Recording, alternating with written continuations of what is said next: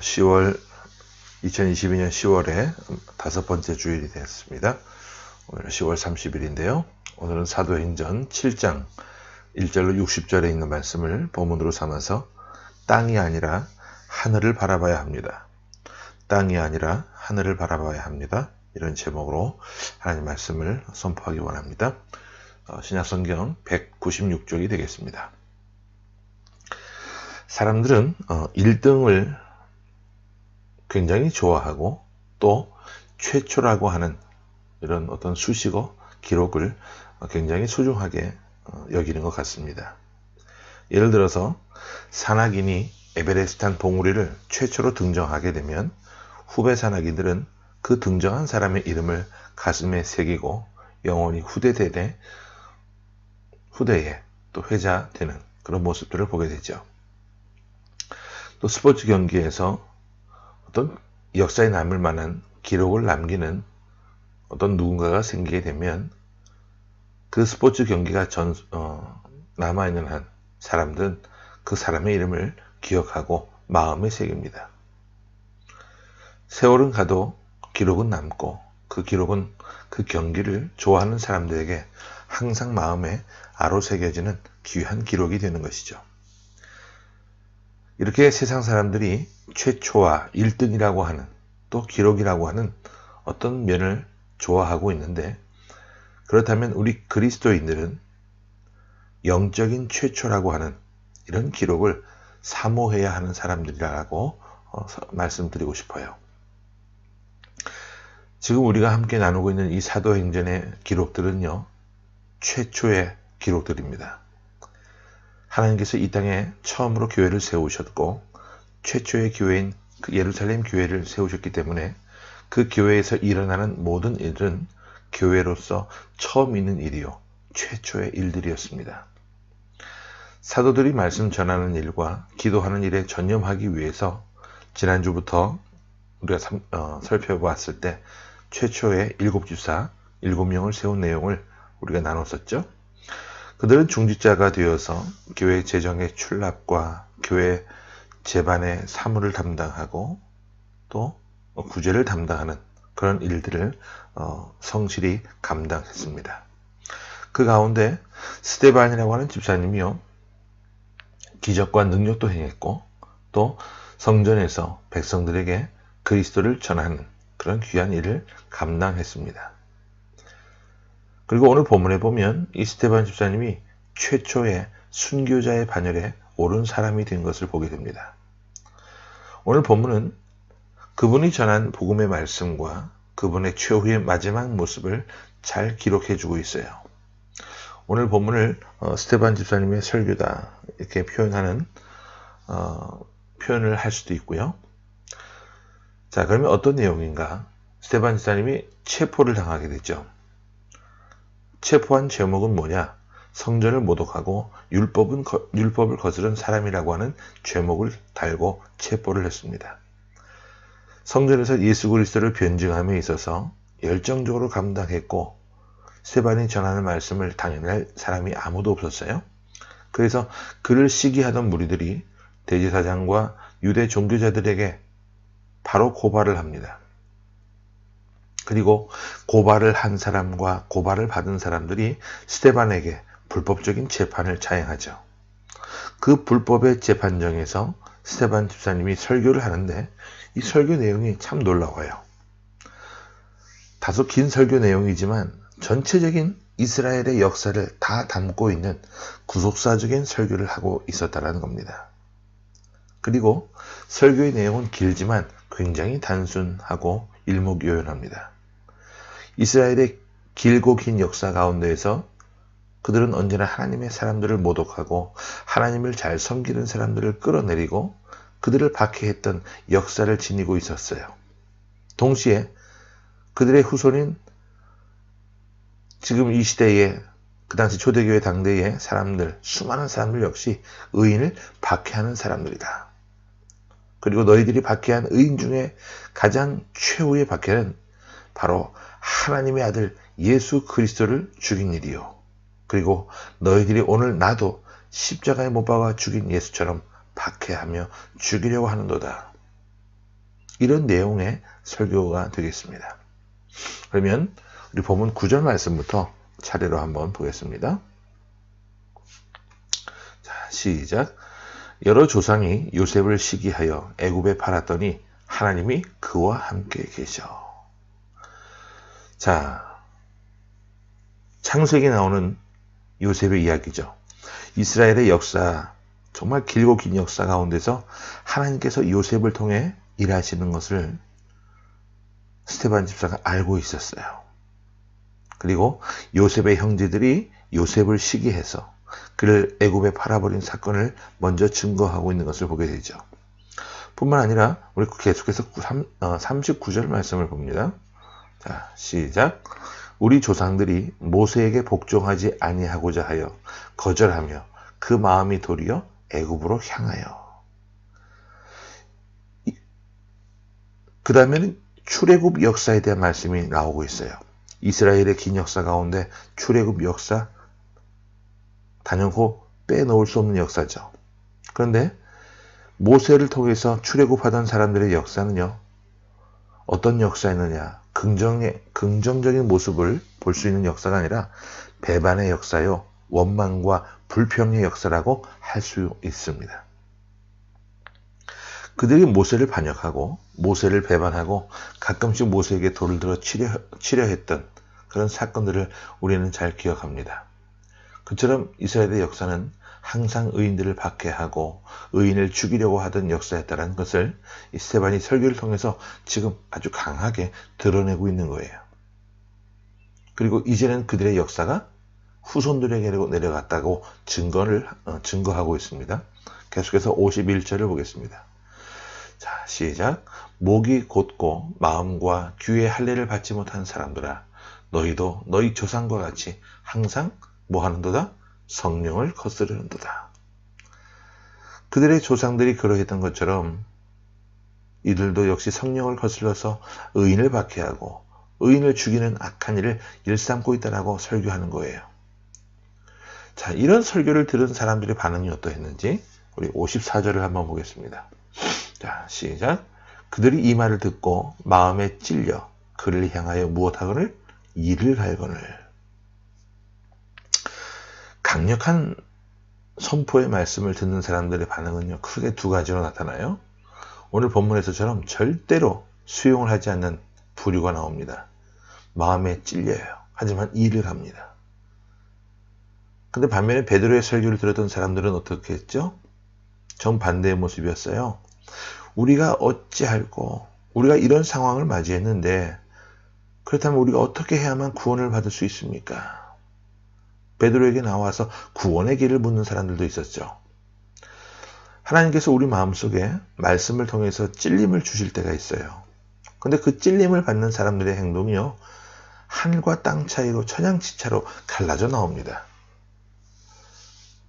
오늘 말씀을 듣는 여러분들은 어떠하십니까?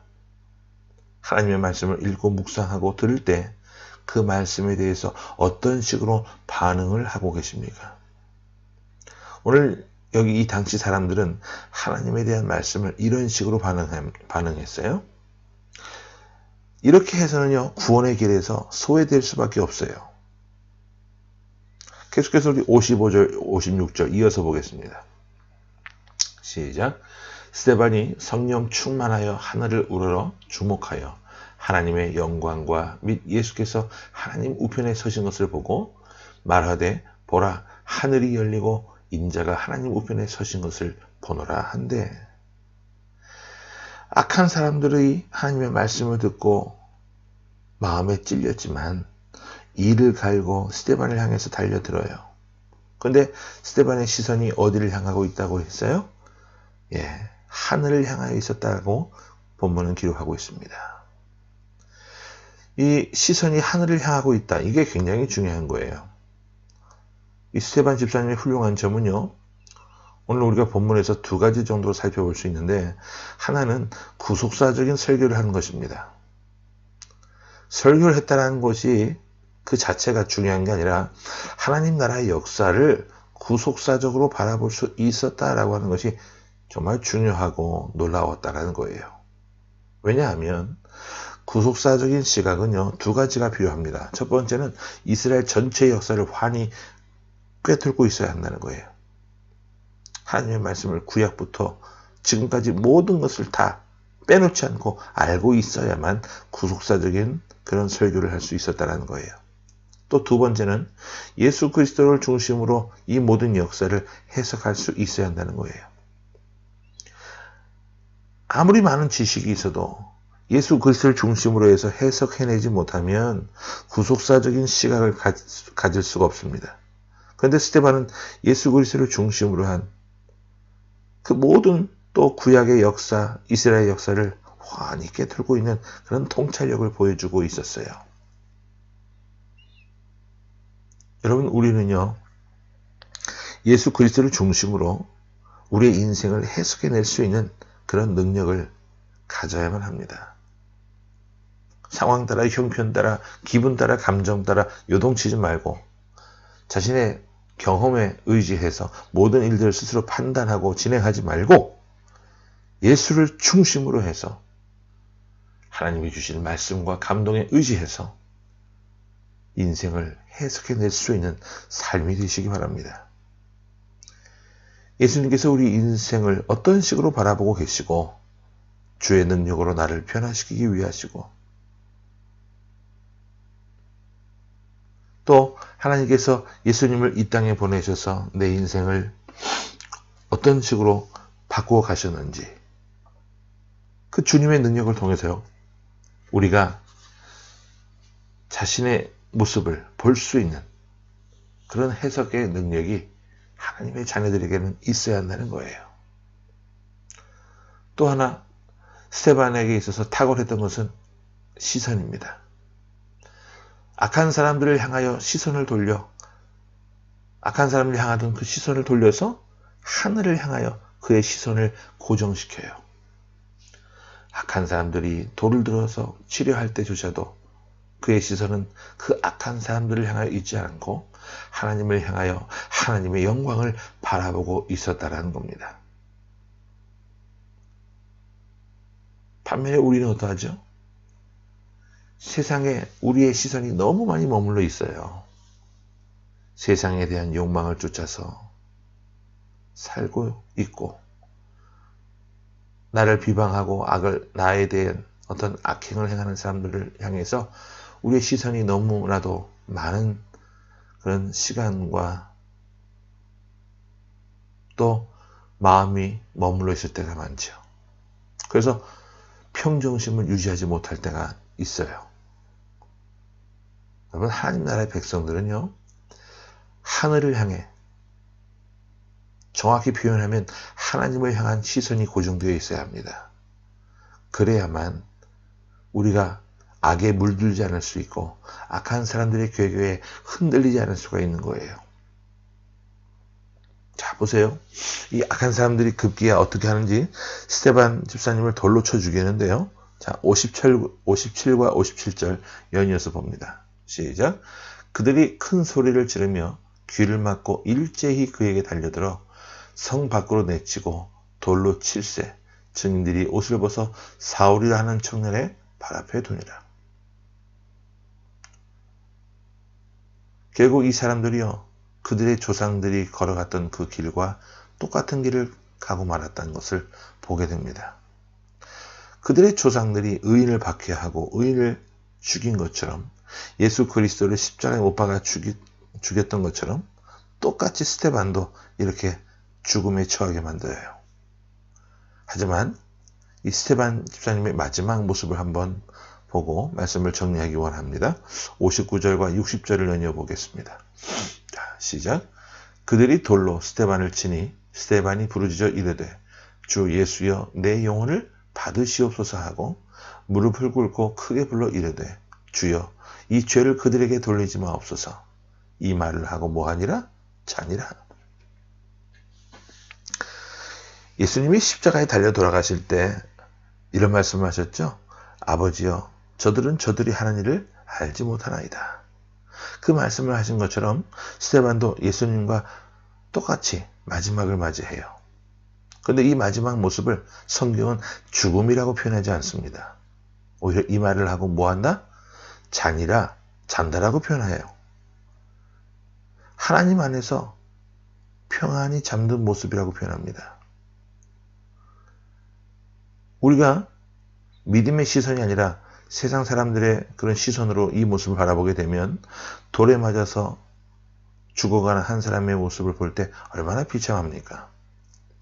근데 이것은 인간적인 시선으로 볼 때 그런 거예요. 하나님의 시선으로 볼 때, 하나님이 보실 때 이 죽음은 평안한 죽음이고 잠든 것과 같은 것이었다는 겁니다. 사람들이 누군가가 죽었다라고 이야기를 할 때 여러분 어떤 의미로 받아들이십니까? 아, 그 사람이 이제 인생 끝났구나. 그렇게 바라볼 수도 있을 것이고, 아, 이 한숨과 눈물과 걱정만은 이 세상을 등지고 드디어 영원한 안식을 누릴 수 있는 저 좋은 나라 가셨구나. 이런 시선으로 죽음을 바라보고 계십니까? 해석이 중요하다고 말씀을 드렸어요. 인생은 해석의 연속입니다. 오늘 우리가 스데반을 보면서 최초의 순교자인 이 스데반처럼 우리는 예수님을 중심으로 역사를 해석하고 우리 인생을 해석하는 능력이 있기를 간절히 소망하여야 될 줄로 믿습니다. 또한 어떤 악한 일에도 그들에게 눈을 두거나 마음을 두지 말고 오직 하늘을 향하여 우리의 시선을 두기를 결단하는 복된 삶이 되시기를 간절히 바랍니다.